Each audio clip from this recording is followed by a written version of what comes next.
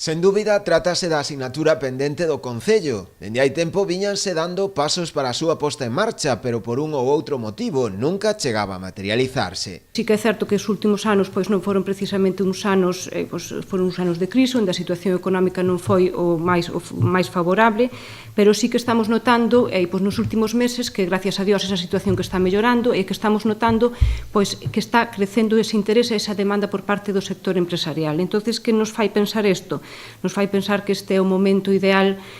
para que o Concello de Porto do Son empece e se poña en funcionamento para que ese parque empresarial sexa unha realidade. No marco precisamente das xestións impulsadas dende o Goberno municipal para a consecución do tan ansiado parque empresarial, hai que destacar a xuntanza mantida recentemente co Conselleiro de Industria, de cara a buscar a colaboración da Administración Autonómica para a súa posta en marcha. Tivemos unha reunión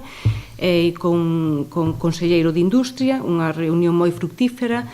porque o que se trata é de que o precio do suelo, o precio do metro cuadrado sexa o máis baixo posible para que esa demanda vaya en aumento, e creo que en ese sentido se van a conseguir axudas por parte da Xunta para que o precio do suelo poda baixar. A intención do Executivo sonense é facer o proxecto por sectores, desenvolvendo o polígono en función da demanda existente. Vamos a redactar desde o Concello a facer ese plan especial, que é o primeiro paso